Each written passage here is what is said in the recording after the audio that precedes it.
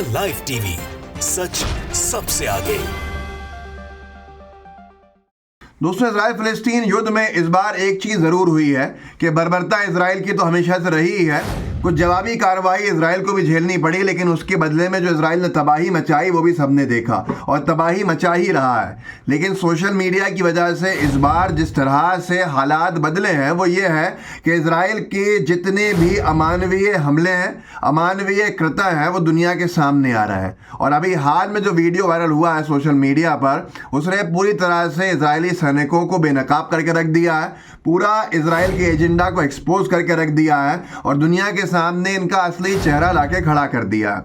वजह यह है कि इजराइल के सैनिकों ने जेनिन की एक मस्जिद के ऊपर, फिलिस्तीन के इलाके की मस्जिद पे जब कब्जा किया, उसको अपने कब्जे में लिया, तो जो बेअदबी मस्जिद की करी है उसको देखकर मुझे हैरानी इस बात की है कि अरब देश बहुत खामोश कैसे बैठे हुए हैं।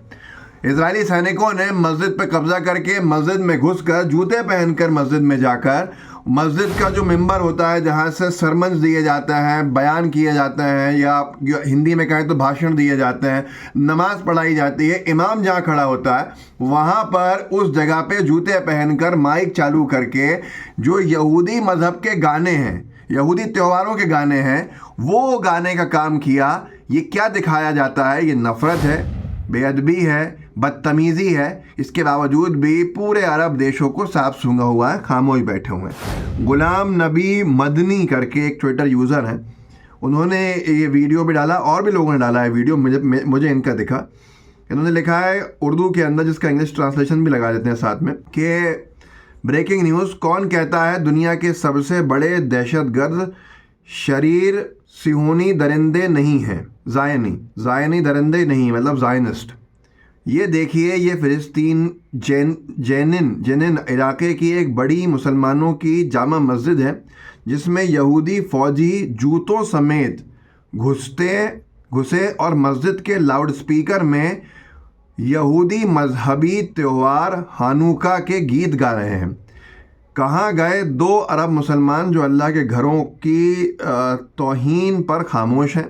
कहाँ गए 57 मुसलमान मुल्क जो अपनी गैरत हमियत लड़ने पर खामोश हैं?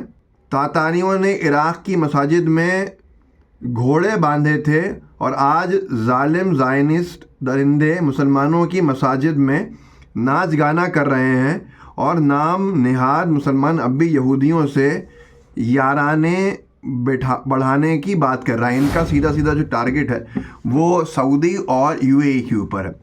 मैं आपको वीडियो दिखाता हूँ, वीडियो देखिए, आपको समझ में आएगा। देखिए इस वीडियो को। חברים, כאן המסגד בג'נין, במ"פ ג'נין.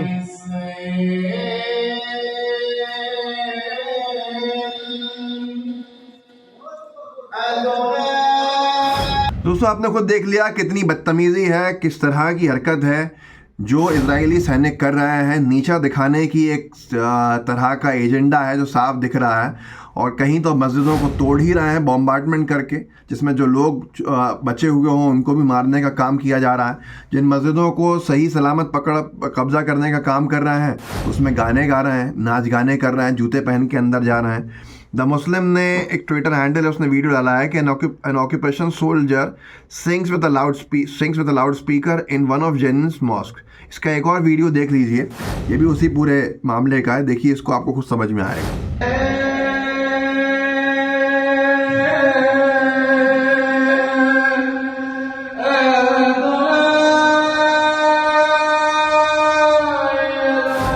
तो दोस्तों, आपके सामने है ये बेहुरमती, ये बेअदबी और ये बदतमीज़ी जो इजराइल के सैनिकों ने करने का काम किया है।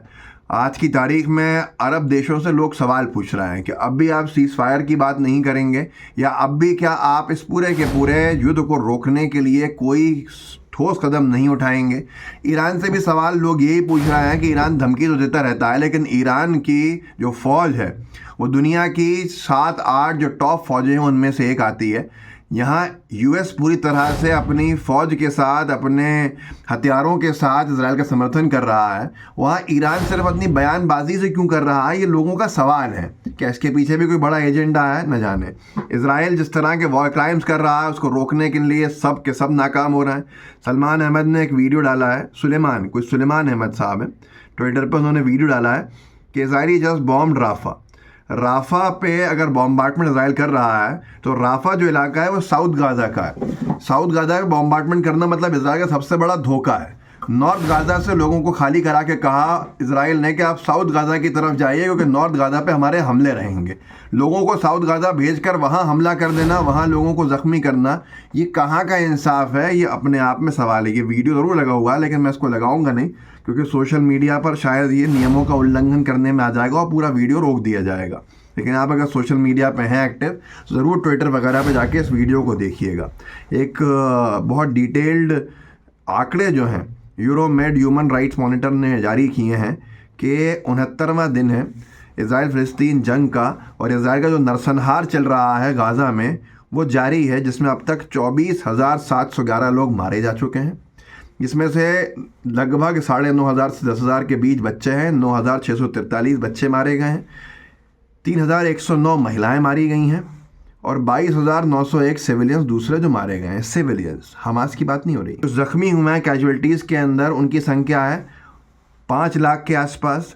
जो जर्नलिस्ट पत्रकार मारे गए हैं वो 83 हैं और जो घरों को तबाह किया है वो 62,990 हैं जिनको पूरी तरह से तोड़ दिया है इजराइल ने गाज़ा में, और जो आधे अधूरे टूटे हैं उनकी संख्या 1,72,055। जो लोग डिस्प्लेस हुए हैं, जो अपने घरों से बेघर हुए हैं, उनकी संख्या है 18,50,000। आप सोचिए कितनी बड़ी तबाही है। और इसके लिए ज़िम्मेदार कौन है कि आज ये हालत आ गई है गाज़ा में कि लोगों के पास कब्रिस्तानों में जगह नहीं है, अपने बच्चों को अपने हाथ से रोड के किनारे दफनाने के लिए मजबूर हैं उनके बाप। इन हालातों पर भी कैसे यूएस का बटन दब सकता है वीटो का सीज़ फायर के खिलाफ, जो प्रस्ताव में भारत समेत सारे देश सीज़ फायर के पक्ष में रहे। वहाँ पर जब पूरी तरह से ये प्रस्ताव पारित हो रहा था कि सीज़ फायर हो, यूनाइटेड नेशन सिक्योरिटी काउंसिल, जिसको हम यूएन सुरक्षा परिषद भी कहते हैं, संयुक्त राष्ट्र सुरक्षा परिषद, तो उस वक्त भी यूएस वीटो करता है। ये इंसानियत है या इंसानियत को मारने वाली चीज़ है। इस वीडियो को आगे बढ़ाइएगा, लोगों को जागरूक कर सकते हैं, कीजिए। व्हाट्सएप ग्रुप्स होंगे उनमें शेयर कीजिएगा। लाइव टीवी को सब्सक्राइब अगर नहीं किया है तो कर लीजिए ताकि आपके पास हमारे कंटेंट्स आते रहे। जय हिंद, जय भारत। द लाइव टीवी, सच सबसे आगे।